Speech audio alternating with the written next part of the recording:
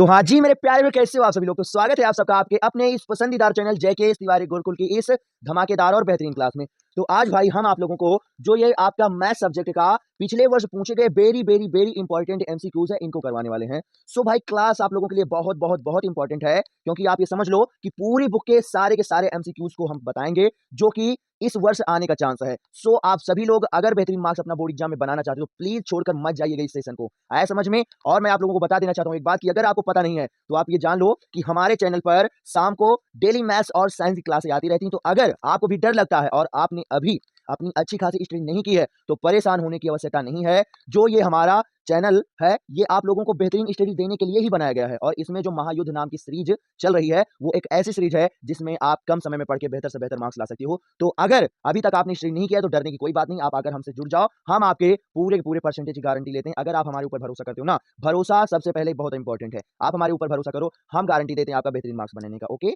आया समझ में। सो भाई पहला नंबर तो आप सभी लोग शेयर कर दो इस सेशन को, ताकि उन सभी बच्चों के पास इस क्लास को पहुंचा सकें जो नहीं अभी पढ़े हुए हैं और डर रहे हैं क्या पता बेहतरीन मार्क्स हमारा बन पाए या नहीं बन पाए, है ना। और आप सभी लोग सेशन को लाइक करके अपनी प्रेजेंटी चढ़ा दीजिए। और सबसे इंपॉर्टेंट बात, अगर बेहतरीन मार्क्स चाहिए तो आपको अंत तक रुकना है। बताओ आया समझ में, आया समझ में ना। ओके, सो अब चलो बगैर टाइम बर्बाद किए आपकी क्लास को स्टार्ट किया जाए, है ना। सो चलो स्टार्ट करते हैं ना। सो पहला क्वेश्चन, एक बात और बता दें, आप ये समझ लो कि हम पूरी बुक के क्वेश्चनों को करवाएंगे तो हो सकता है कुछ क्वेश्चन आपको ऐसे मिले जिनका आप सोल्यूशन पहले भी कर सके हो, लेकिन आप टेंशन मत लो। आप ये समझ लो कि डेली नया पढ़ना इंपॉर्टेंट नहीं है बल्कि पढ़े हुए का रिवीजन इंपॉर्टेंट है। समझ में। जो बच्चा जितना रिवीजन करेगा उतना ही बेहतरीन उसका मार्क्स बनने वाला है ना। सो डेली नया पढ़ना इंपॉर्टेंट नहीं है बल्कि पढ़े हुए का रिवीजन करना इंपॉर्टेंट है। तो हो सकता है कुछ आपको ऐसे क्वेश्चन मिले जो कि पिछली क्लासों में आप कर चुके हो, है ना। सो परेशान होना नहीं है, बहुत ही बेहतरीन और धमाकेदार क्लास होने वाली, बस अंत तक आपको रुकना है अगर बेहतरीन मार्क्स चाहिए तो। ओके, सो अब चलो स्टार्ट किया जाए, है ना। सो हमारा क्या पहला क्वेश्चन है ना। पहला क्वेश्चन, और पहले क्वेश्चन में क्या बता रहे हैं कि हमारा कि जो दो धनात्मक पूर्णांक, क्या दो धनात्मक पूर्णांक, उसमें क्या आपका p और q, है ना। दो धनात्मक पूर्णांक p और q के लिए क्या होगा, क्या होगा। तो आप समझो क्या दिया गया है, इसका मतलब क्या है, आप समझो इसका मतलब क्या है, ये जो लिखा हुआ है ना मा सा और ये ब्रैकेट में p और q, इसका मतलब क्या हुआ, क्या हमारा मासा किसका, p और q का, है ना। मासा p और q का, और क्या लिखा हुआ है इनटू में क्या, इनटू में क्या ला और सा, है ना। ला और सा, और क्या ब्रैकेट में क्या दिया गया, p और q, यानी p और q का लासा, है ना। तो मल्टीप्लाई यानी गुणनफल, तो इन दोनों का जो गुणनफल होता है ना, ये इन्हीं संख्याओं के गुणनफल यानी p और q के बराबर होता है। बताओ आया समझ में। ये होता है एक सूत्र, ये क्या होता है, यह एक सूत्र होता है कि जो हमारे दो धनात्मक पूर्णांक हैं उनका जो लासा होगा, लासा होगा यहाँ पर क्या दिया गया p और q, अर्थात p और q यानी p कॉमा q, इसे ब्रैकेट में लिखकर लासा लिख दो, इसका मतलब होता है p और q का लासा। वैसे ही क्या हो जाएगा, p और q का मासा, ये बराबर होता है p इंटू q के। आया समझ में। और यही आपका ऑप्शन नंबर क्या है, सी है। सो आपका जो ये ऑप्शन नंबर सी है वो क्या हो जाने वाला है, राइट हो जाने वाला। बताओ आया समझ में, आया समझ में। ये पूरा का पूरा सूत्र है। सो आपको इसे याद रखना पड़ेगा। आया समझ में, आया समझ में, क्योंकि इससे रिलेटेड क्या होते हैं, दो दो मार्क्स भी क्वेश्चन आ जाते हैं ना। सो जो हमारा दो संख्याओं का लासा होता है और जो मासा होता है उनका गुणनफल क्या होता है, उन्हीं संख्याओं के गुणनफल के बराबर होता है। ओके, आया समझ में, ठीक है। और एक बात मैं बता देना चाहता हूं कि इस क्लास में आपको कुछ ऐसे सवालों की ट्रिक हम बताएंगे जो कि आप बड़े आराम से तुरंत आप देखते ही क्वेश्चन को सॉल्व कर लोगे, है ना। सो जहां पर ट्रिक बताने वाला होगा वहां ट्रिक बताया जाएगा, और जहां पर कॉन्सेप्ट बताने वाला होगा वहां पर कॉन्सेप्ट बताया जाएगा। हर एक क्वेश्चन को एक्सप्लेन करके आपको उत्तर दिया जाएगा। ये नहीं कि रटाने वाला काम है केवल आप टिक लगा लो। आया समझ में। सो परेशान मत हो, केवल आपको अंत तक रुकना है, बस बेहतरीन मार्क्स लिए, है ना। सो चलो देखो आगे सेकंड वाला क्या क्वेश्चन है। सेकंड वाला हमने बताया है कि ये भाई एक आपका क्या है, समीकरण है, क्या है, a1x plus b1 y plus c1 equal to 0, और ये आपका क्या है, एक दूसरा रैखिक समीकरण है, क्या a2x plus b2y plus c2 equal to 0, है ना। 0 आप बताना है कि ये रैखिक समीकरण क्या है, ये जो रैखिक समीकरण है उसमें जो ये a1 अपान a2 है, b1 अपान b2 है और c1 अपान c2 है, ये क्या है, बराबर। इसका मतलब क्या हुआ, जो ये x पहले समीकरण का x का गुणांक और दूसरे समीकरण के x के गुणांक का अनुपात, और दूसरा समीकरण के y का गुणांक और पहले समीकरण के y के गुणांक, और पहला समीकरण का अचर पद और दूसरे समीकरण का अचर पद, सबका अनुपात जो है वो क्या है, बराबर है। तो जब अनुपात बराबर है तो ये कौन सी हमारी रेखा होगी, जाकर ये हमें बताना है ना। तो इसका आप कॉन्सेप्ट देखो, इसका आप कॉन्सेप्ट देखो। जब हमारा क्या होता है a1, क्या a1 अपान a2, आप समझ सकते हो a1 क्या है और a2 क्या है ना। a1 क्या है, x का गुणांक है किसमें, पहले समीकरण का, और a2 क्या है, दूसरे समीकरण के x का गुणांक है ना। ओके, और उसके बाद में क्या होता है, नॉट इक्वल टू होता है क्या, b1 अपान b2 के, है ना, b1 अपान b2 के। इसका मतलब क्या हुआ कि जब हमारा क्या होता है a1 अपान a2 और b1 अपान b2 बराबर नहीं होता, यानी इनका अनुपात बराबर नहीं होता, तो ये जो रेखा बनती है वो कैसी बनती है, तो ये हमारी बनती क्या, प्रतिच्छेदी रेखा, क्या प्रतिच्छेदी रेखा, क्या क्या बनती जाकर, प्रतिच्छेदी रेखा। ओके, प्रतिच्छेदी रेखा। ओके ठीक है। उसके बाद में इनका जो हल आता है वो क्या आता है, वो यूनिक हल होता है। क्या? यूनिक हल, है ना, यानी अद्वितीय हल। क्या? अद्वितीय हल। क्या? अद्वितीय हल आता है। Okay okay. और ये जो हल होता है ना, तो ये हल किस प्रकार का होता है, तो ये हल होता है हमारा क्या, संगत हल होता है। क्या? संगत हल होता है। आया समझ में? आया समझ में? जब a1/a2 not equal to b1/b2 होता है तो हमारी जो रेखा होती है वो क्या, प्रतिच्छेदित होती है और केवल हमें एक हल मिलता है, यानी अद्वितीय हल। और ये जो हल होता है ना, ये क्या होता है, ये संगत हल होता है। ओके, आया समझ में? उसके बाद में जब हमारा a1/a2 इक्वल टू होता है किसके, b1/b2, क्या, b1/b2 not equal to c1/c2, है ना, नॉट इक्वल टू c1/c2। तो ये जो रेखाएं होती वो कैसी होती, तो ये होती है हमारी क्या, समांतर रेखाएं। क्या? समांतर, है ना। क्या? ये जो हमारी हो जाएगी प्रतिच्छेदी रेखा हो जाएगी, है ना, प्रतिच्छेदित रेखाएं। और ये क्या हो जाएगी हमारी समांतर रेखाएं, है ना। क्या? समांतर रेखाएं। ओके, बहुत अच्छी बात है। और उसके बाद में इनमें जो हल मिलता है तो इनमें क्या होता है, इनमें कोई हल नहीं होता। क्या? कोई हल नहीं होता। क्या होता है? कोई हल नहीं होता, है ना। क्या? कोई हल, है ना, कोई हल नहीं होता। ओके, नहीं होता, है ना। ये आ गया समझ में। ओके, ठीक है। उसके बाद में ये जो हल की प्रकृति होती है वो क्या होती है हमारी, असंगत होती। क्या? असंगत होती है ना। क्या होती है, असंगत हल होता है। ओके, ठीक है। उसके बाद में जो हमारा a1/a2 बराबर b1/b2 इक्वल टू c1/c2 होता है, ये जब होता है ना, तो इस समय क्या होती है, इस समय हमारी जो रेखाएं होती है वो क्या होती है, संपाती होती। क्या? संपाती होती है ना। क्या? संपाती रेखाएं। ओके, और इनमें जो हल होता है तो वो क्या होता है, अनंत हल मिलता है। क्या? अनंत हल, है ना, अनंत हल। ओके, अनंत हल मिलता है ना, अनंत हल। और ये जो हल होता है ये भी किस प्रकृति का होता है, तो ये भी क्या होता है, संगत प्रकृति का हल होता है। बताओ, आया समझ में? आया समझ में? अगर इनके चित्र की बात किया जाए तो जो प्रतिच्छेदी रेखा बनती है वो क्या बनती है, वो ऐसे बनती है ना, ये ऐसे बनती है जाकर, है ना, कोई दो रेखाएं होंगी और वो क्या होंगी, एक दूसरे को एक बिंदु पर काटेंगी। समांतर की बात किया जाए तो वो हमारी ऐसे बनती है ना, ऐसे बनती है। आया समझ में? ऐसे आपका बन जाएगा। ओके, उसके बाद में संपाती की बात किया जाए तो वो क्या होंगी, वो आपकी ऐसे बन जाएंगी, है ना। क्या? ऐसे बन जाएंगी। बताओ, आया समझ में? है ना, ऐसे बन जाएंगी, है ना। आया समझ में? तब आप समझो क्या है, इसमें क्या है, रेखा एक दूसरे के ऊपर ही है तो हर स्थान पर कटेगी, इसलिए क्या होता है, इसमें अनंत हल आता है। और रेखा एक दूसरे को स्पर्श कर रही है इसलिए क्या होता है, संगत हल होता है। और यहाँ पर देखो रेखा एक दूसरे को टच नहीं कर रही इसलिए कोई हल नहीं होगा, और जब टच नहीं कर रही तो असंगत हल होगा। और यहाँ पर केवल एक पॉइंट पर टच कर रही है ना, एक पॉइंट पर केवल कर रही है इसलिए अद्वितीय हल होता है। और एक दूसरे को स्पर्श कर रही है इसलिए क्या होगा, संगत हल होगा। बताओ, आया समझ में? तो ये पूरा का पूरा था इस क्वेश्चन का क्या कॉन्सेप्ट। तो आप समझ सकते हो इन्होंने क्या बताया है कि a1/a2 equal to b1/b2 equal to c1/c2, यानी क्या, x और y का जो गुणांक है उसका अनुपात और अचर पद का अनुपात सारा क्या है, बराबर है। तब आप समझो क्या है, संपाती रेखा बनी है ना। क्या? संपाती रेखा, अर्थात क्या हो जाएगा हमारा जो ऑप्शन नंबर सी है वो क्या हो जाएगा, राइट हो जाएगा। आया समझ में? आप ये समझ लो कि इन सभी क्वेश्चनों में आपका इस पूरी की पूरी का बुक का रिवीजन छपा है, आप ये समझ लो, है ना। पूरी के पूरे क्वेश्चनों में आपका इस पूरी की पूरी बुक का रिवीजन हो जाएगा। सो रुकना जरूर से जरूर है आपको अंत तक, अगर बेहतरीन मार्क्स चाहिए, आप ये समझ लो, है ना। क्योंकि ये ऐसी धमाकेदार क्लास आपको जल्दी से नहीं मिलने वाली हमारे द्वारा, और यूट्यूब पर भी, आप ये समझ लो, है ना। सो आप समझ लो कि आपको छोड़कर नहीं जाना, क्योंकि पूरी पूरी बुक का हम रिवीजन करवाएंगे। ओके, उसके बाद में आप थर्ड वाला क्वेश्चन देखो, तो थर्ड वाले में क्या बताया है कि हमारा क्या है कि किसी क्या है, कोई एक परिमेय संख्या उसके बराबर कितनी परिमेय संख्या हो सकती है। आया समझ में? ये इन्होंने क्या बताया है कि किसी परिमेय संख्या, है ना, कोई हमें क्या परिमेय संख्या दी गई है, के समतुल्य परिमेय संख्या होगी। के समतुल्य परिमेय संख्या मतलब कितनी परिमेय संख्या इसके समतुल्य यानी बराबर हो सकती है। आया समझ में? तब आप समझो इसमें हम आपको एक एग्जांपल लेकर दिखाते हैं। क्या? जैसे मान लो हमारे पास क्या है, 1/2 है ना, 1/2 है। अब इसमें क्या करें हम, दो दो का मल्टीप्लाई कर दें, है ना, ऊपर और नीचे दोनों, क्या हो जाएगा 2/4। ओके, उसके बाद में आप क्या करो, 3 का मल्टीप्लाई कर दो, 3 एकम 3 दूनी 6, और क्या करो आप 4 का मल्टीप्लाई कर दो, क्या हो जाएगा 4 एकम 4 और 4 दूनी 8। अब आप समझो अगर इनका अनुपात निकालोगे, है ना, तो क्या होगा, सब 1/2 ही आएगा, है ना। अनुपात अगर निकालोगे सब 1/2 ही आएगा। क्यों? क्योंकि 2 एकम 2 और 2 दूना 4, 3 एकम 3, 3 दूनी 6, 4 एकम 4, 4 दूनी 8। सबका जो अनुपात आएगा क्या होगा, इन सबका जो अनुपात होगा वो क्या होगा, 1/2 ही आने वाला है ना। इन सबका अनुपात जो आएगा वो क्या आएगा, 1/2 ही आएगा। तो ऐसे ही आप किसी भी क्या, किसी भी परिमेय संख्या में क्या,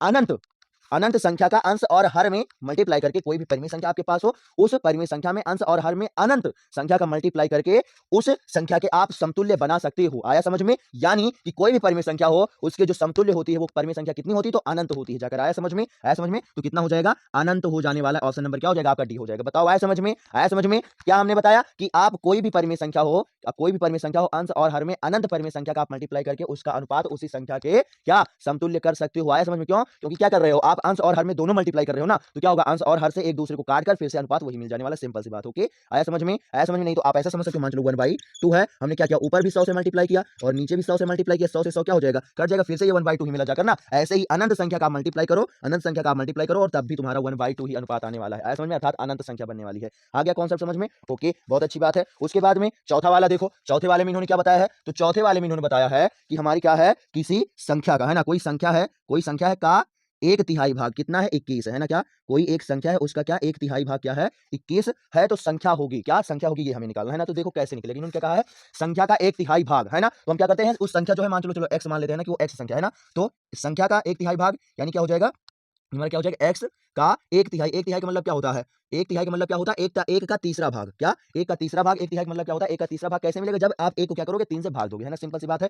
ये किसके बराबर है? तो ये हमारा क्या है? 21 के बराबर है ना? 21 है, यानी 21 के बराबर है, अर्थात ये बराबर हो जाए किसके? 21 के। सिंपल सी बात है। आया समझ में? आया समझ में? और आप समझो, ये जो का होता है ना, का मतलब होता है मल्टीप्लाई, अर्थात क्या करोगे आप? x का के स्थान पर मल्टीप्लाई कर दोगे और 1/3 और बराबर किसके हो जाएगा? 21 के। अब आप समझो, जब सॉल्व करोगे तो x बराबर क्या आ जाएगा यहाँ से? तो यहाँ से आ जाएगा क्या? x का मान क्या? 63। बताओ आया समझ में? आया समझ में? यानी वो संख्या क्या है? 63 है, जिसका एक तिहाई भाग क्या है? 21 है। और ऐसे आप समझ भी सकते हो, अगर आप क्या करोगे 63 को क्या करोगे? 3 से भाग करोगे तो क्या मिलेगा आपको? 21 मिलने वाला। बताओ आया समझ में? आया समझ में? यानी वो संख्या जो हो जाएगी क्या हो जाएगी? ऑप्शन नंबर सी राइट हो जाएगा। क्या? 63। बताओ आया समझ में? इन क्वेश्चनों को आपने अच्छे समझ लिया ना? सो ऐसे ही पूरी पूरी क्लास एकदम कॉन्सेप्ट के साथ होने वाली है। मैंने जो बताया था वो बात एकदम सही है। पूरी की पूरी बुक का रिवीजन करवाया जाएगा। सो प्लीज, अभी ये क्या है? पूरा पूरा शुरुआत है, अभी तो पूरी पूरी पिक्चर बाकी है। सो प्लीज छोड़कर मत जाइएगा क्लास, अगर आपको बेहतरीन मार्क्स लाना है। और हाँ, ये संख्या क्यों इतनी कम है भाई? आप समझ लो, डेली में बताता हूं, आप जितना हमारा सपोर्ट करोगे ना, उतना ही हम आपके लिए बेहतर से बेहतर कंटेंट लेकर आएंगे। क्योंकि जितनी बच्चों की संख्या ज्यादा होगी, उतना ही हमारे अंदर मोटिवेशन आएगा और बेहतर से बेहतर क्लास हम आपको दे पाएंगे। सो प्लीज आप सपोर्ट करना स्टार्ट कीजिए। और हाँ, इसका स्क्रीनशॉट आप ले लो और उसके बाद में हम चल रहे हैं आगे वाले क्वेश्चनों पर। आया समझ में? सुन ले लो जल्दी से इसका स्क्रीनशॉट भाई आप। उसके बाद में क्वेश्चन नंबर 5 हमारा है कि यदि द्विघात समीकरण, क्या जो हमारा दिया गया, क्या? एक्स स्क्वायर माइनस में 2x माइनस में p इक्वल टू 0 का एक मूल कितना? 2 है ना? का एक मूल कितना है? 2 है। तो हमें बताना है कि ये जो p है ना, p का मान क्या होगा? बताओ आया समझ में? p का मान क्या होगा ये हमें बताना है। तब आप समझो, आपको हमने कई बार बताया है कि मूल का मतलब क्या होता है? जो द्विघात समीकरण होता है उसमें मूल का मतलब होता है हल, और द्विघात जो बहुपद होता है उसमें क्या हमारा शून्य का मतलब होता है हल। आया समझ में? तो समझो, जो हल होता है ना, जो समीकरण का हल होता है या बहुपद का हल होता है, उसको अगर हम क्या करते हैं? उसी बहुपद या उसी समीकरण में रख देते हैं तो वो क्या होता है? वो 0 के इक्वल हो जाता है। आया समझ में? आया समझ में? और वो मान क्या होता है? तो वो x का मान होता है। अर्थात यहां पर ये जो द्विघात समीकरण का मूल, यानी बोला जाए x का मान क्या? 2 हमें दे रखा है। ओके, अब क्या करेंगे हम? इस 2 को उठाकर इसी x के स्थान पर रख देंगे और ये बराबर है 0 के, फिर हमें क्या होगा? p का मान मिल जाएगा। आया समझ में? यही हम करने वाले हैं ना। तो समझो, क्या दिया गया हमें समीकरण? हमको दिया गया समीकरण क्या? एक्स स्क्वायर माइनस में क्या? 2x और फिर माइनस में p इक्वल टू 0। आप रखो, 2 रखो तो क्या हो जाएगा? यहाँ पर 2 रखेंगे तो 2 का स्क्वायर माइनस में क्या? 2 इंटू में क्या हो जाएगा? 2 और माइनस में क्या हो जाएगा हमारा? तो माइनस में हो जाने वाला क्या? क्या? p। ओके, तो माइनस का p इक्वल टू क्या आ जाएगा? 0। अब समझो 2 का स्क्वायर क्या होता है? 4 होता है। ओके, और 2 का 2 से गुणा करेंगे तब भी 4 आएगा और माइनस में क्या आ जाएगा? p equal to 0। अब समझो प्लस और माइनस क्या हो जाएगा? कट जाएगा और p क्या होगा? दूसरी साइड जाएगा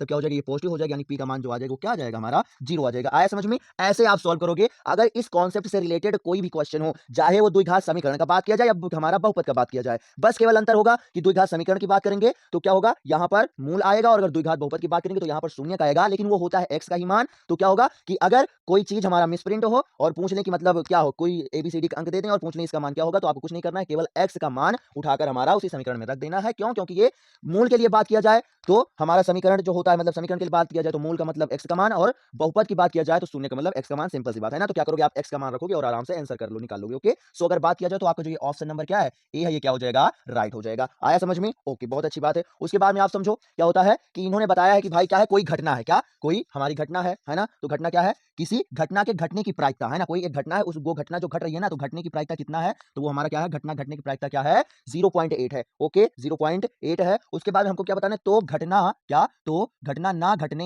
है ना, तो घटना ना घटने की प्रायिकता कितनी होगी ये हमें बताना है ना। घटना ना घटने की प्रायिकता कितनी होगी? आया समझ में? ओके ओके, सब तब आप समझो क्या होता है कि जो हमारे घटना घटने की प्रायिकता होती है, यानी पीई, क्या? घटना घटने की प्रायिकता को जो हम प्रदर्शित करते हैं वो किससे प्रदर्शित करते हैं? पीई से। आया समझ में? है ना। तो घटना घटने की प्रायिकता यानी पीई, और प्लस में घटना ना घटने की प्रायिकता यानी पीई बार। क्या?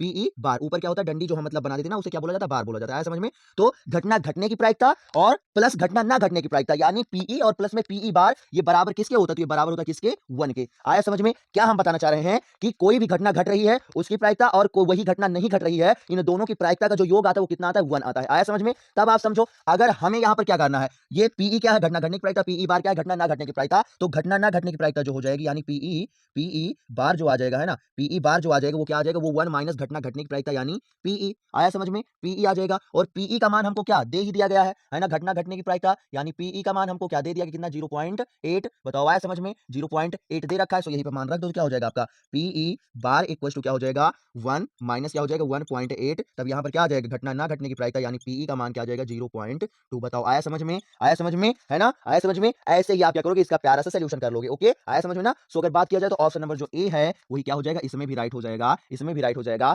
0.2। आया समझ में क्या होगा 0.2। केवल ये सूत्र आपको याद करना है, क्या ये सूत्र आपको क्या करना है, याद रखे रहना है। ओके कोई भी घटना घट रही है उसकी प्रायिकता और वही घटना नहीं घट रही है, दोनों की प्रायिकता का योग जो आता है वो क्या आता है 1 आता है, और घटना घटने की प्रायिकता को पीई से दर्शाते हैं और ना घटने की प्रायिकता को पीई बार से दर्शाते हैं। आया समझ में। पीई बार कैसे लिखोगे तो क्या होगा, अगर जब आप डंडी खींच देते हो क्या हो जाता है, बार पढ़ा जाता है। आया समझ में। ओके बहुत अच्छी बात है। उसके बाद में आप समझो हमारा जो 7वां है, तो इन्होंने क्या बताया है कि एक भाई हमारे पास क्या है, समबाहु त्रिभुज है। क्या एक हमारे पास है क्या, समबाहु त्रिभुज एबीसी, और उसकी जो भुजा है वो कितनी है 2a है ना, 2a है। क्या एक हमारे पास क्या है, समबाहु त्रिभुज है एबीसी और उसकी जो भुजा है वो क्या है 2a है। तब हमको बताना है कि उसकी जो शीर्ष लंब है, क्या उसकी जो शीर्ष लंब की लंबाई है वो कितना बनने वाला है, क्या शीर्ष लंब की लंबाई वो कितने बनने वाला है। इसका मतलब आप समझो क्या इन्होंने बताया, एक समबाहु त्रिभुज। ओके ठीक है, क्या एक समबाहु त्रिभुज। तो चलो क्या करते हैं, एक समबाहु त्रिभुज बना लेते हैं, एकदम कॉन्सेप्ट के साथ आपको बताएंगे, आप समझ लीजिए, है ना। तो क्या है ये हमने क्या किया, एक समबाहु त्रिभुज बना लिया। समबाहु त्रिभुज क्या होता है, जिसकी प्रत्येक भुजाएं क्या होती हैं, बराबर होती है ना, क्या जिसकी प्रत्येक भुजाएं क्या हो, बराबर हो। ओके आया समझ में, है ना। ओके बहुत अच्छी बात है। अब इन्होंने क्या है, शीर्ष लंब, शीर्ष लंब मतलब शीर्ष का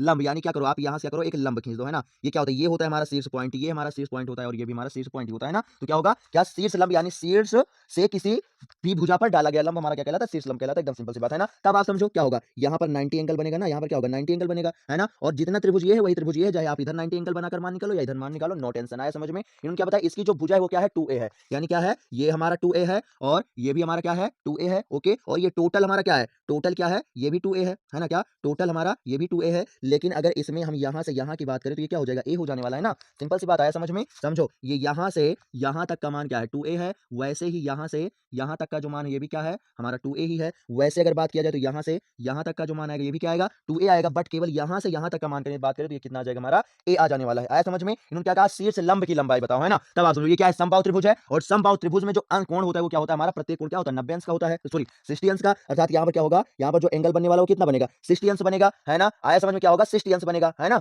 आप इसे दो तरीके से सॉल्व कर सकते हो, क्या दो तरीके से। एक तो आप समझो आपको कर्ण और आधार पता है, लंब निकालना है, पाइथागोरस प्रमेय आप लगा दो आराम से निकाल लोगे। आया समझ में। मगर आप ये समझो कि आपको टाइम मैनेजमेंट बहुत अच्छा रखना है, इसलिए हम आपको एक बहुत ही प्यारा सा और आसान ट्रिक बता रहे हैं जिसका आप यूज जरूर जरूर क्या करोगे पेपर में करने वाला है ना, उसका यूज करके आप बड़े आराम से मिनटों मिनट में लगा लोगे क्या अपना क्वेश्चन। आया समझ में। सो पाइथागोरस से तो ये निकल ही आएगा, प्लस में आप समझो ये हमारा क्या है कर्ण है और ये क्या हमारा आधार है, और हमें क्या निकालना है लंब निकालना, क्या आधार है ना, और हमें लंब निकालना, और हमें क्या कोण का मान पता चल गया, क्या थीटा का मान पता चल गया। तब आप समझो जो हमारा tan होता है, क्या tan थीटा वो बराबर होता है किसके, वो जो बराबर होता है क्या होता है लाल बटे कक्का, है ना, क्या लाल बटे में क्या हो जाएगा कक्का हो जाएगा, है ना। तो आप समझो लंब बटे आधार क्या हो जाएगा हमारा, लंब बटे आधार हो जाएगा। अब थीटा की बात करें तो कितना दिया गया है tan 60 अंश, है ना, tan 60 अंश बराबर लंब हमको क्या करना है, ज्ञात ही करना है, लंब तो हमें ज्ञात ही करना है भाई। ओके है ना, ये a हो जाएगा, ये हमारा क्या हो जाएगा b हो जाएगा, है ना, a b c। Okay A B C, है ना। तब आप समझो लंब तो हमको ज्ञात करना है, आधार हमारे पास क्या है, आधार ये हो जाएगा तो क्या हो जाएगा ए हो जाएगा, है ना। अब आप समझो जो tan 60 का मान होता है वो क्या होता है, तो वो होता है हमारा क्या √3, है ना। तब क्या हो जाएगा लंब अपान क्या हो जाएगा ए, तब यहाँ से क्या आ जाएगा हमारा जो लंब का मान आ जाएगा, क्या आएगा जो हमारा लंब का मान आएगा वो क्या आ जाएगा, तो आ जाएगा क्या वो a√3, क्या आ जाएगा a√3 आ जाने वाला। बताओ आया समझ में, आया समझ में। नहीं तो आप इसका ये तो आसान तरीका है, इसी का आप यूज कीजिएगा प्लीज प्लीज प्लीज, कम समय में आप आंसर निकालोगे, है ना। और नहीं तो इसका आंसर आप पाइथागोरस प्रमेय से भी निकाल सकते हो। क्यों, क्योंकि हमको आधार पता है और कर्ण पता है, लंब आप निकाल सकते हो, है ना। पाइथागोरस प्रमेय होती क्या है तो सबको पता है, क्या कर्ण का स्क्वायर बराबर होता है किसके, हमारा आधार का स्क्वायर और प्लस में क्या लंब का स्क्वायर, है ना। आया समझ में। ये मान पता है, ये मान पता है, इसको इधर 95 कर दो, ये वाला मान आप आसानी से निकाल दोगे, सिंपल सी बात। लेकिन ये क्या है, ये वाला जो मेथड ये थोड़ा क्या है आसान मेथड है। आया समझ में। सो अगर बात किया जाए तो कौन सा ऑप्शन राइट होगा, ऑप्शन नंबर हमारा क्या हो जाएगा सी राइट हो जाएगा। बताओ आया समझ में, आया समझ में। हमने आपको बताया कि हम भैया पूरा का पूरा कॉन्सेप्ट एक्सप्लेन करेंगे और आप देख सकते हो हर एक क्वेश्चन का पूरा पूरा कॉन्सेप्ट एक्सप्लेन किया जा रहा है और आप समझ सकते हो, है ना। जो हमने स्टार्टिंग में बताया कि पूरी पूरी बुक का रिवीजन होगा, सो ऐसे ही आपका रिवीजन होने वाला है पूरी पूरी बुक का। सो जाना मत आप लोग प्लीज, है ना। आया समझ में। और हम ऐसे ही एक्सप्लेन करने की कोशिश करेंगे, जितना हमसे क्वेश्चन हो सकेगा उतना हम आपके लिए सॉल्यूशन करवाएंगे, है ना। टेंशन लेने की आवश्यकता नहीं है। आप क्वांटिटी पर बिल्कुल भी फोकस मत करो, आया समझ में। क्वांटिटी पर फोकस मत करो, क्वालिटी पर फोकस करो, आप ये समझ लो। आया समझ में, है ना। आप कितना सीख रहे हो, है ना। आपने बहुत ज्यादा पढ़ा वो इंपॉर्टेंट नहीं है, बल्कि कम पढ़ा और वो आ रहा है, बहुत अच्छी बात है। ऐसा समझ, जितना पढ़ो उतना आना चाहिए और ना डेली नया पढ़ने की आवश्यकता है, केवल आप उतने का ही रिवीजन कर लो जितना आप पढ़ रहे हो, बहुत अच्छी बात है। आया समझ में, है ना। सो आगे चलो देखो, आगे चलो देखो क्या है आठवां में क्या कहा है कि ए का मान, क्या ए का मान यानी ए बराबर क्या है 30 अंश है, और हमको क्या बताना है, तो हमको बताना है क्या 1 अपान में क्या मतलब 1 प्लस क्या tan स्क्वायर ए अपान में 1 प्लस cot स्क्वायर ए का मान क्या होगा। आया समझ में। तो आप समझो इसके भी सोल्यूशन के क्या है दो तरीके हैं, लेकिन आपको पता है कि सर क्या करते हैं, आसान आसान वाला ही तरीका बताते तो हम क्या करेंगे, आपको आसान वाला तरीका बताएंगे जो कि आप मिनटों मिनट में बड़े आराम से क्या कर सकते हो, सोल्यूशन कर सकते हो, है ना। लेकिन ये दो बच्चों के लिए अलग अलग है। जैसे आप समझो ये क्या है, एक तो क्या होगा, इस क्या जो ये हमारा 1 + tan स्क्वायर ए अपान में 1 + cot स्क्वायर ए है ना, इसको क्या करें, इसको हम सूत्र लगाकर, इसको क्या हम सूत्र लगाकर क्या करते हैं, पूरा पूरा चेंज कर दें, है ना, पूरा पूरा चेंज करके किसी एक त्रिकोणमिति अनुपात में क्या करें, इसे बना लें और बनाने के बाद में फिर अंश का मान रख दें, तब हमारा मान मिल जाएगा। ओके, आया समझ में। लेकिन ये जो तरीका है ये उस बच्चे के लिए है जिसको सूत्र पता है और जो इसको सॉल्व करके एक त्रिकोणमिति अनुपात बना सकता है। आया समझ में। और जिसको नहीं सूत्र पता, जो नहीं इसको त्रिकोणमिति अनुपात में बना सकता, उसको भी टेंशन लेने की आवश्यकता नहीं। वो क्या करे कि वो तुरंत ये ए का मान क्या करे, ए का मान ए पर रख दे और फिर क्या करे, आराम से निकाल ले, है ना। जब ए का मान आप रखोगे तो क्या होगा, आपको tan 30 का मान पता होना चाहिए, cot 30 का मान पता होना चाहिए और फिर आप मान रखकर स्क्वायर करके आप सॉल्व करके निकाल सकते हो। और नहीं तो ये थोड़ा है, तो ये थोड़ा लंबा तरीका है, एक बहुत ही आसान तरीका। वो कौन सा है, तो क्या करो, इसको हम लोग चेंज कर लेते हैं और एक त्रिकोणमिति अनुपात बना देते हैं और जैसे एक त्रिकोणमिति अनुपात बनाएंगे तैसे क्या होगा, हमें पूरा पूरा आंसर मिल जाएगा। आया समझ में। सो चलो देखो क्या करते हैं, हम एक त्रिकोणमिति अनुपात बनाते हैं ना, तो बनाया जाए भाई, है ना। तो आप समझो क्या दिया गया हमको, 1 + क्या tan स्क्वायर ए, है ना, क्या ओके ठीक है, 1 + cot स्क्वायर ए अपान में क्या ऊपर है, ऊपर हमारा क्या 1 + tan स्क्वायर ए। बताओ आया समझ में। आया समझ में। इसको क्या करेंगे, हम क्या करेंगे, इसको क्या त्रिकोणमिति अनुपात में चेंज कर रहे हैं ना। अब आप समझो जो ये हमारा क्या होता है 1 + tan स्क्वायर ए होता है, ये क्या होता है, ये हमारा होता है क्या sec स्क्वायर ए के, है ना। सर्वसमीका आपने पढ़ी होगी ना, तो वही सर्वसमीका से रिलेटेड है। 1 + tan स्क्वायर ए बराबर होता है किसके, sec स्क्वायर ए। वैसे ही 1 + cot स्क्वायर ए जो होता है वो क्या होता है, वो हमारा बराबर होता है किसके, cosec स्क्वायर ए के। बताओ अब आया समझ में। ओके, अब आप यहाँ पर समझो जो 1/sec होता है वो किसके होता है, cos के होता है, इसलिए 1/cos स्क्वायर जो बन जाएगा वो क्या हो जाएगा, sec स्क्वायर ए के बराबर होगा। ओके ठीक है।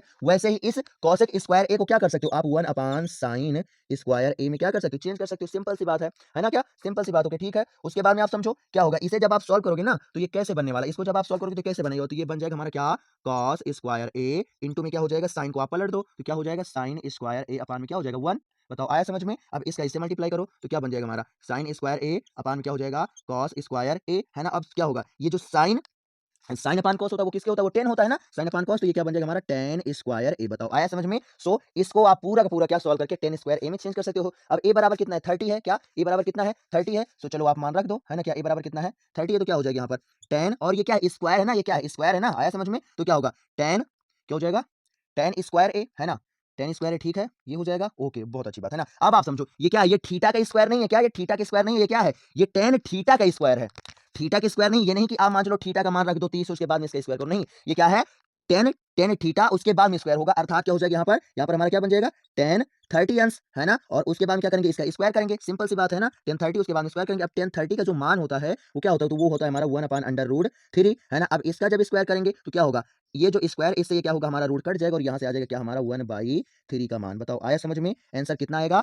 1/3। बताओ आ गया ना। अर्थात ये जो आपका ऑप्शन नंबर क्या है, डी है, जो ये आपका ऑप्शन नंबर डी है क्या हो जाएगा, पूरा पूरा राइट हो जाएगा। बताओ आया समझ में। आया समझ में। ये जो ऑप्शन नंबर आपका डी है क्या हो जाएगा, पूरा पूरा राइट हो जाएगा। आ गया ना समझ में। ओके बहुत अच्छी बात है। उसके बाद में अब आप समझो क्या हमारा है, जो क्या बोलते हैं 9 वाला है, 9 वाले पर ध्यान दो, है ना। तो 9 वाले के में क्या बताया गया इन्होंने कि हमारा क्या है भाई, क्या कि जो ये अल्फा और बीटा है ये क्या है, ये हमारे ये 2x² - 3x + 5 के क्या है, मूल है, क्या है, मूल है। ओके ठीक है, क्या मूल है। तब हमको बताना क्या, अल्फा स्क्वायर बीटा प्लस क्या, अल्फा स्क्वायर नहीं, अल्फा स्क्वायर। ओके ठीक है, हाँ ठीक है, ये क्या है, ये एक क्या है, बहुपद, बहुपद के मूल। ओके देखो बहुपद में भाई मूल नहीं होता क्या, अभी हमने बताया ना बहुपद में क्या होता है, मूल नहीं होता, क्या होता है, शून्यांक होता है, क्या, तो ये क्या हो जाएगा, ये शून्यांक हो जाएगा, क्या, शून्यांक। ओके है समझ में, शून्यांक। ओके है ना। तब आप समझो ये क्या है कि ये हमारा क्या, जो अल्फा और बीटा है, ये जो हमारा बहुपद दिया गया है ना, बहुपद जो हमारा दिया गया है कौन सा, तो क्या 2x² - 3x + 5 के क्या है, शून्यांक है ना, या शून्यक आप बोल सकते हो, नो टेंशन कोई बात नहीं है ना, शून्यक, शून्य के ले लो, शून्यक। ओके है ना, क्या है, शून्यक है, शून्यक है ना। उसके बाद में क्या होगा, हमको क्या बताना है, तो हमको बताना है ना, हमको बताना क्या कि अल्फा स्क्वायर बीटा प्लस क्या, अल्फा बीटा स्क्वायर का मान क्या होगा, है ना, क्या क्या हमको क्या बताना है, तो हमको बताना क्या, अल्फा स्क्वायर बीटा और प्लस क्या, अल्फा बीटा स्क्वायर का मान कितना होगा। आया समझ में, कितना होगा। तब आप समझो, चलो देखो इसका सोल्यूशन करते हैं, मगर उसके लिए आप ये समझो कि आपको केवल ये पढ़ाया गया है कि अल्फा डॉट बीटा क्या होता है और हमारा क्या होता है, अल्फा प्लस बीटा क्या होता है। आया समझ में, यानी हमको केवल क्या, शून्यकों का योगफल और शून्यकों का गुणनफल ही पता है। तो क्या करेंगे, पहला नंबर तो इसको हम सॉल्व करेंगे और शून्यकों के योगफल और शून्यकों को गुणनफल में चेंज करेंगे। ओके आया समझ में। तब आप समझो क्या होगा, कुछ नहीं, आप इसके कॉमन ले लो, बस सिंपल सी बात है, आ जाएगा, है ना। तो समझो अल्फा इसमें भी है और अल्फा क्या है, इसमें भी है, और बीटा इसमें भी है और बीटा इसमें भी है। अर्थात हम क्या करते हैं कि इसमें से क्या अल्फा कॉमन लेंगे, इसमें से अल्फा कॉमन लेंगे और इसमें से क्या करेंगे, हम बीटा कॉमन लेंगे, है हैं ना, क्या अल्फा और बीटा मतलब हम क्या करते हैं दोनों में से कॉमन लेते हैं ना, अल्फा यहाँ पर भी है और बीटा भी है यहाँ पर, अल्फा यहाँ पर भी है और बीटा यहाँ पर भी है, आया समझ में। तो क्या करो दोनों से क्या करो आप अल्फा और बीटा क्या करो कॉमन ले लो। ओके, क्या करो आप अल्फा और बीटा कॉमन ले लो, तब आप समझो जब कॉमन ले लोगे ना तो यहाँ पर क्या है 2 अल्फा है ना, 2 अल्फा इसलिए क्या होगा एक अल्फा यहाँ पर क्या होगा बच जाएगा। ओके, आया समझ में। और यहाँ पर क्या है 2 बीटा इसलिए क्या होगा यहाँ पर क्या होगा एक बीटा बच जाएगा। और ये क्या है ये हमारा क्या होगा चेंज हो जाएगा क्या अल्फा डॉट बीटा और अल्फा प्लस बीटा में, है ना। ये क्या होगा ये हमारा चेंज हो जाएगा किसमें अल्फा डॉट बीटा और अल्फा प्लस बीटा में, आया समझ में, है ना। सो इतने को आप बड़े आराम से क्या अल्फा डॉट बीटा है ना, अल्फा डॉट बीटा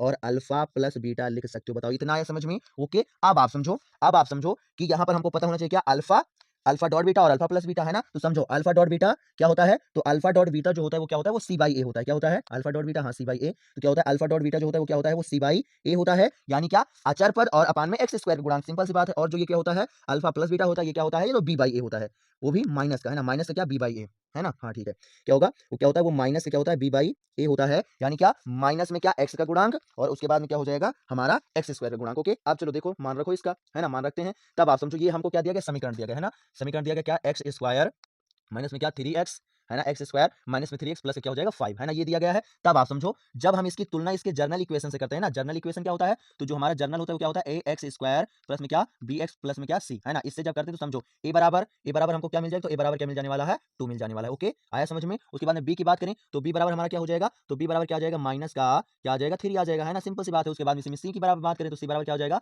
तो सी बराबर आ जाएगा क्या हमारा 5। ओके, आया समझ में। तो ए बराबर माइनस का 2, बी बराबर माइनस का 3 और सी बराबर क्या हो जाएगा हमारा 5 हो जाएगा। अब आप मान रख दो तो सी यानी कि 5 अपान में क्या होगा इसे इक्वल करते रहो, है ना। तो क्या हो जाएगा सी यानी कि क्या हो जाएगा 5 और अपान में क्या हो जाएगा ए यानी कि क्या हो जाएगा 2 इंटू में क्या होगा समझो यहाँ पर माइनस 3 यहाँ पर है और बी यहाँ पर है, तो क्या हो माइनस का बी तो माइनस और उसके बाद में माइनस से क्या हो जाएगा 3 और अपान में ए हो जाएगा यानी 2 हो जाएगा। ओके, आया समझ में, बहुत अच्छी बात है। अब आप समझो क्या हो जाएगा यहाँ पर माइनस माइनस क्या हो जाएगा प्लस, माइनस माइनस प्लस और 5 आई 15 और 2 दूना क्या हो जाएगा 4, यानी जो आंसर बनेगा वो क्या हो जाएगा वो हमारा आएगा क्या 15/4। बताओ आया समझ में कितना आएगा आंसर 15/4 आएगा, अर्थात ऑप्शन कौन सा है, तो ऑप्शन नंबर हमारा क्या है भाई डी है। क्या ऑप्शन नंबर डी है, क्या आने वाला है 15/4 होगा। बताओ आया समझ में। ऐसे ही आप भाई प्यारा सा सोल्यूशन करोगे, प्यारा सोल्यूशन करोगे। अगर ये 2 मार्क्स में पूछा जाता तब आप क्या करोगे, कुछ नहीं, आप क्या करोगे इससे क्या लिखोगे ये समीकरण लिखोगे और उसके बाद में क्या कह दोगे कि तुलना इससे क्या करने के बाद क्या करो आप इसको क्या करो ए बी सी का मान निकाल लो, उसके बाद में बस सूत्र लगा लो, सिंपल सी बात है ना। सो आप समझ सकते हो कि ऐसे ही आप सोल्यूशन करके एक एमसीक्यू से हमने आपको क्या 2 मार्क्स में क्वेश्चन भी बता दिया, है ना। सो आप समझ सकते हो ऐसे ही हम क्या कर सकते हैं, ऐसे ही हम लोग कॉन्सेप्ट की वाली क्लास करते रहते हैं इस चैनल पर।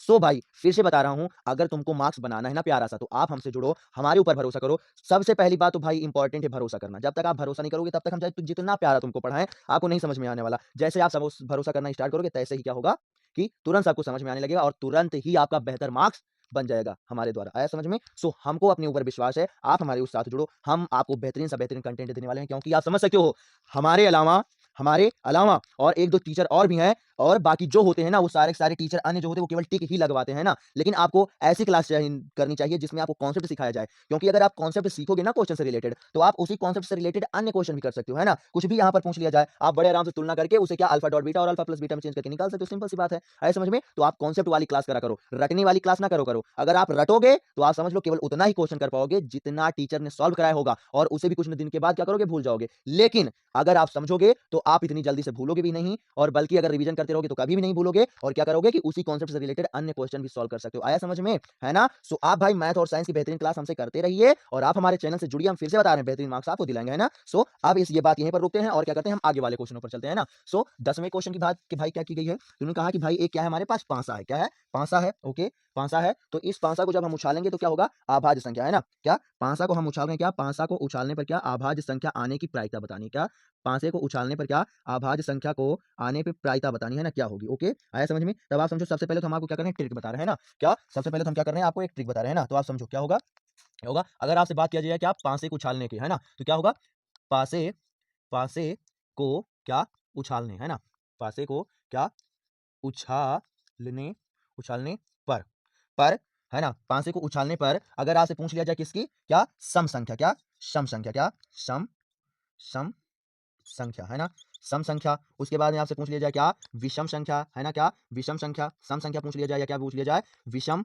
संख्या, है ना, संख्या। या आपसे पूछ लिया जाए क्या अभाज्य संख्या, क्या अभाज्य संख्या, जो कि इस क्वेश्चन में क्या पूछा गया है ना, अभाज्य संख्या आपसे पूछ लिया जाए। ओके, आया आया समझ में, है ना। आपसे क्या किया जाए अभाज्य संख्या पूछ लिया जाए, तब आप समझो इन सबकी जो प्रायिकता होती है ना, इन सबकी जो क्या होती है प्रायिकता होती है क्या, प्रायिकता होती है तो वो कितनी होती है, तो हमारी क्या होती है भाई 1/2 होती है। क्या होती है 1/2 होती है। बताओ आया समझ में।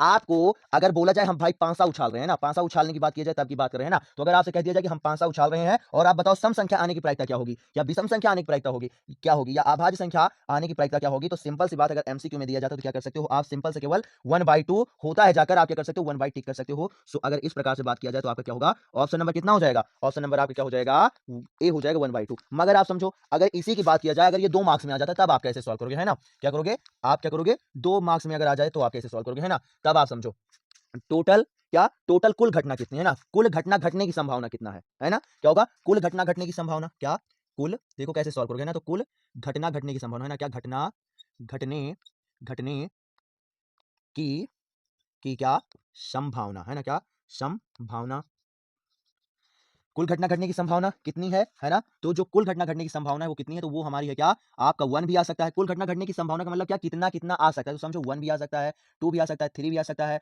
4 भी आ सकता है, 5 भी आ सकता है और 6 भी आ सकता है। आया समझ में, आया समझ में। मगर ये कुल घटना घटने की संभावना है ना, उसके बाद में क्या, घटना घटने की संभावना, क्या घटना घटने घटने की क्या संभावना है ना, क्या संभावना है ना, कुछ भी लिख सकते हो आप, अम्मा भी लगा सकते हो, अन की बिंदी भी लिख सकते हो, नो टेंशन है ना, क्या संभावना। तब आप समझो कुल घटना घटने की संभावना ये है, मगर घटना घटने की संभावना कितनी है, यानी कितनी बात की गई इसमें, तो इसमें क्या क्या है, आभाज्य संख्या है ना, क्या बात किया गया है, आभाज्य संख्या। तो आप समझो आभाज्य संख्या में क्या हो सकता है, तो आभाज्य संख्या में हमारा 2 आता है ना, 3 आता है, क्या आता है 2 आता है, 3 आता है और उसके बाद में क्या आता है 2 आता है, 3 आता है और उसके बाद में क्या आता है 5 आ जाता है ना, यही तो आभाज्य संख्या है। बताओ यही तो है आभाज्य संख्या, है ना, क्या होगा कुल घटना, यानी पांसे को उछालेंगे, कुल घटना घटने की संभावना का मतलब जब आप पांसे को उछाल रहे हो तो क्या क्या बन सकता है, तो हमारा क्या हो सकता है 1 आ सकता है, 2 आ सकता है, 3 आ सकता है, 4 आ सकता है, 5 आ सकता है और 6 आ सकता है। मगर इन्होंने क्या कहा है, आभाज्य संख्या बात की गई है, आभाज्य संख्या यानी या तो 2 आएगा या तो 3 आएगा या तो 5 आएगा, तो क्या है क्या होगा, या तो 2 या तो 3 या तो 5 है, समझ में। तो यहाँ पर क्या है, यहाँ पर टोटल 6 पद हैं और यहाँ पर क्या है टोटल, क्या है टोटल हमारे 3 पद हैं। तो जो प्रायिकता होती है ना, क्या प्रायिकता, क्या प्रायिकता जो होती है ना, वो कुल घटना घटने की संभावना, क्या कुल घटना घटने की संभावना यानी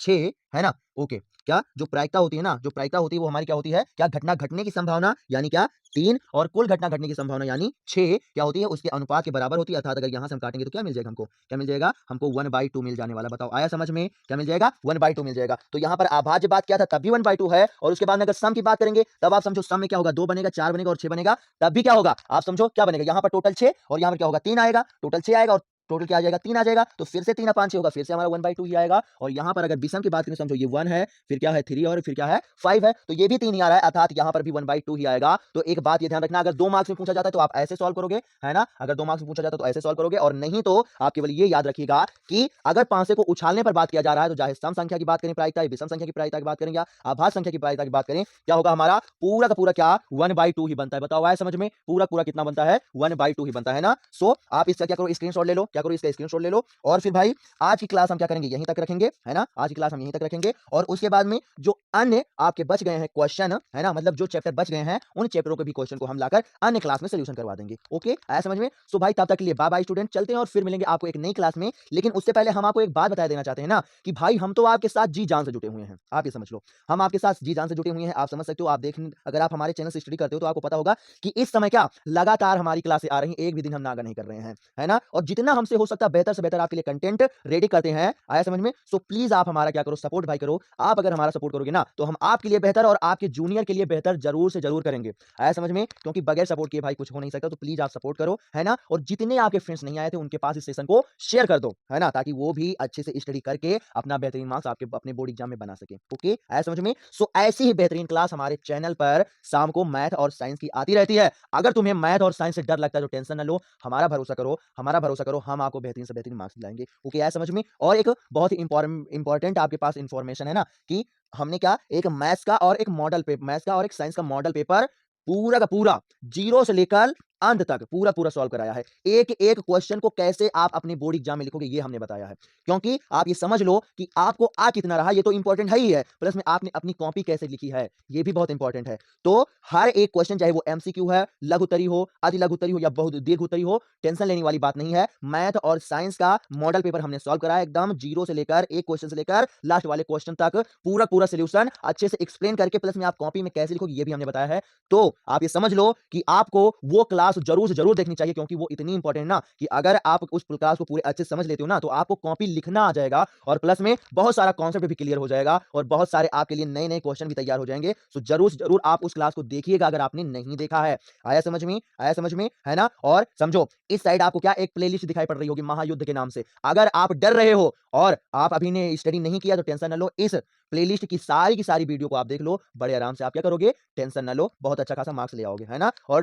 टेंशन न लो अगर ये दिखाई नहीं पड़ रही तो अभी थोड़ी देर बाद आपको दिखाई देने लगी, है ना? आया समझ में? लेकिन आपको दिखाई जरूर देगी। इस प्लेलिस्ट पर आप क्या करो, क्लिक करो और जाकर पहुंचो और हर एक सेशन को देख डालो अगर आपको बेहतरीन मार्क्स लाना है। आया समझ में? सो भाई मेरे प्यारे स्टूडेंट्स, आपको भाई ब्लैक सा लोगो दिखाई पड़ रहा होगा, प्लीज आप सब्सक्राइब कर दो अगर अभी आपने नहीं सब्सक्राइब किया है, और आप हमारा सपोर्ट करना स्टार्ट करो, शेयर करो सेशन को और बेहतरीन स्टडी करो और अपने भी फ्रेंड्स को पढ़ाओ। हम आपके साथ हैं, डरने की कोई बात नहीं है, बेहतरीन से बेहतरीन मार्क्स हम दिलाएंगे, मगर शर्त एक ही कि आप हमारा सपोर्ट करना स्टार्ट करो। ओके, सो तब तक के लिए बाय बाय स्टूडेंट, चलते हैं और फिर मिलेंगे आपको एक नई क्लास में नए कंटेंट और नए क्वेश्चनों के साथ। ओके, है ना? मगर जाने से पहले एक और बात बता दे रहे हैं कि आप लोगों के लिए हमने कुछ बहुत बेहतर सोचा है ना? सो 26 तारीख को आप हमारा इंतजार जरूर से जरूर करिएगा शाम को, है ना? बहुत बेहतरीन क्लास हम आपके लिए लेकर आएंगे, क्योंकि कुछ बहुत बड़ा हमने सोच रखा है ना? आया समझ में? सो आपको मिलेंगे 26 तारीख को एक बहुत बेहतरीन क्लास को, है ना? तब तक के लिए आप क्या करो, पूरा इस सेशन को शेयर कर दो ताकि अन्य फ्रेंड्स भी आपके जितने टाइम बर्बाद कर रहे हैं वो भी स्टडी करें, क्योंकि बहुत कम समय बचा हुआ है, आप समझ लो, है ना? आपकी स्टडी के लिए, है ना? सो अब चल रहे हैं और फिर मिलेंगे आपको एक नई क्लास में। ओके, बाय बाय स्टूडेंट्स, है ना? और इस प्लेलिस्ट के हर एक वीडियो को आप देख लो, ये आप समझ लो। ओके, सो बाय बाय, चलते हैं और फिर मिलेंगे आपको एक नई क्लास में। Okay, bye bye students.